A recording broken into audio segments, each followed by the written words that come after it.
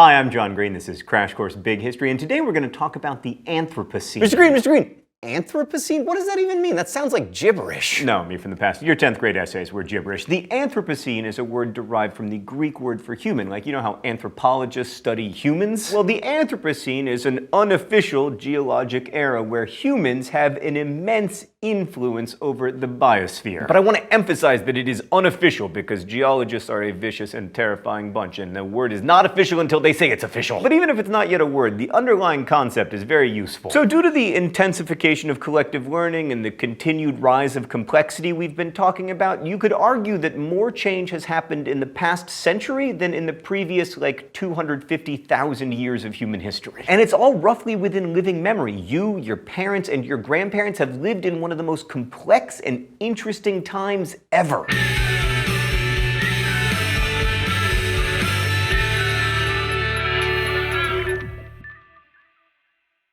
So since 1800, we've had a Cambrian explosion of innovation and discovery. Like in the last few years alone, we've discovered a fundamental particle that weaves together the fabric of the universe, the Higgs boson. We discovered the largest ever black hole, which is about 17 billion times the mass of our sun. We found preserved woolly mammoth blood. We even have electric cars that go more than 125 miles per hour.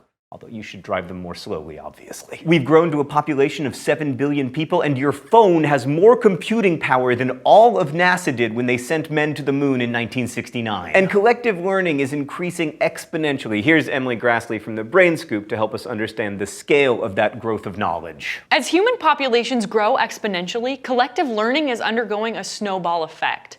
In humanity's first 250,000 years as foragers, about 9 billion people lived and died. Thanks to agriculture, in the last 1,000 years, about 55 billion people have lived and died, and 7 billion of them are around now. This is great for rising complexity. We now live in a unified global network of billions of brains. Communication is almost instantaneous, and we harness the power of the Earth and Sun on a massive scale.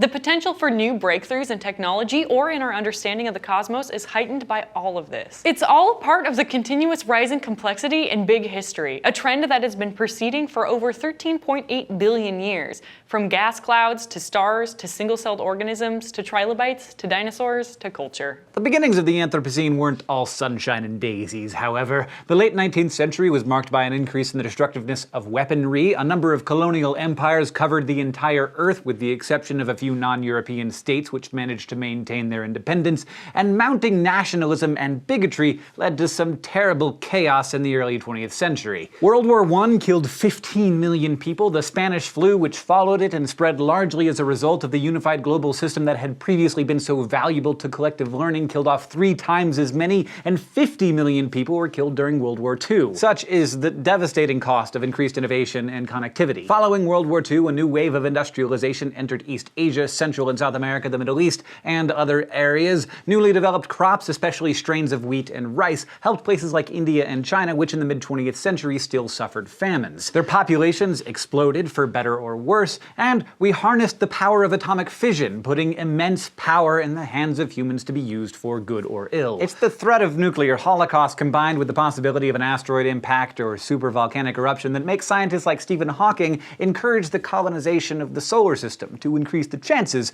of our species surviving. Coping with scarcity is the bottom line of much of organic history, encompassing all species, including humans. So for most of human history, the world was separated into 4 isolated zones. The agrarian communities within those zones were largely subdivided into separate social orders and classes and varying degrees of wealth. And the number of the wealthy landed gentry and aristocrats in the average agrarian civilization, whether it was Mughal India or Louis XIV's France, was between 10 and 20% of the total population. So at most, 20% of people were not poor. Today, in a united global system, except for North Korea, if you earn more than roughly $20,000 per year, as most working adults in the developed world do, you are in the top 20% of the world's richest people. You are part of the global aristocracy. But I should note that a couple things definitely have changed. For one thing, if you're part of the global aristocracy, you are enjoying a standard of living better than what kings had only a couple centuries ago. You probably have a refrigerator, you flip a switch and the lights come on, you have antibiotics, at least for a few more years. I mean, admittedly, Netflix doesn't have any of the good movies, but that's still a better entertainment option than what Louis XIV had. All he had was public executions. And hopefully the average person in the developed world today is a little more enlightened about the challenges of poverty than an 18th century aristocrat would have been, but the jury is still out on that one. I mean, that's why First World Problems is a meme, right? But how we behave toward the developing world in the next 100 years will determine much of how we are viewed not only by them,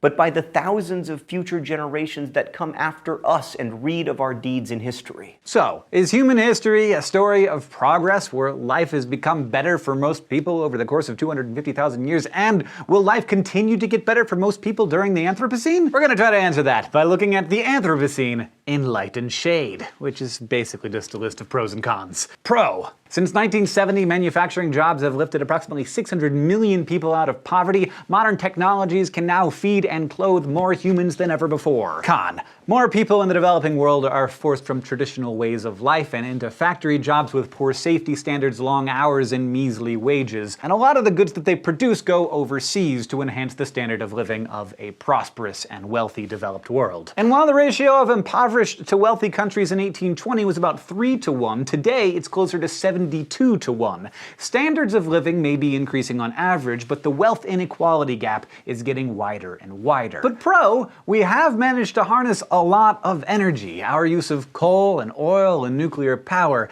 These energy flows have allowed us to generate an astounding amount of complexity in our little corner of the universe and improve people's standards of living. Yeah, but con, current modes of production rely heavily on non-renewable resources that are not great for the environment. Unless you've been hiding under a rock for the past 20 years, you will probably have heard of climate change and the potentially devastating effects it will have. Furthermore, as humanity continues to force the environment to adapt to our needs, we are accelerating the rate of extinction of plant and animal species that don't happen to be useful to us. One of the reasons we call this period the Anthropocene is if humanity were to suddenly disappear and aliens were to land on Earth 500 million years later and start excavating, even if they saw no sign of the humans on the fossil record, they would see a mass extinction event rivaling the 5 most devastating mass extinctions in pre-human history. Pro. Collective learning's advances in medicine, agriculture, and genetic engineering have in the past 200 years lowered the death rate and freed billions of people from the cycles of starvation and famine that affected agrarian civilizations. Con, the tremendous expansion of populations in India and China have created a severe problem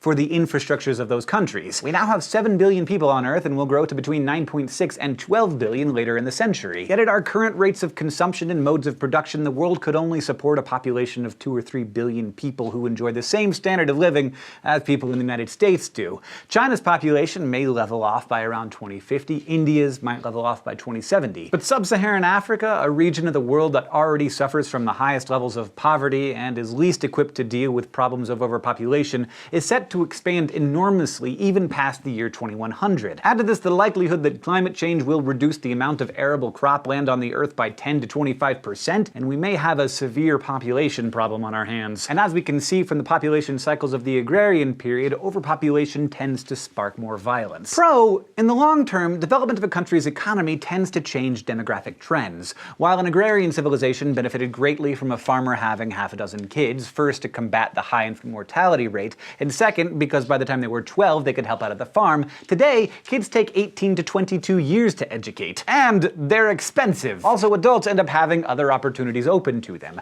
Fewer kids, more hours on the Xbox, or pursuing a law degree, or a high-flying business career, whatever. Economic development can slow population growth. And many of the developed regions of the world populations are stabilizing, which is why it is important to foster economic growth in places like sub-Saharan Africa. Con, but what drives a lot of that economic growth?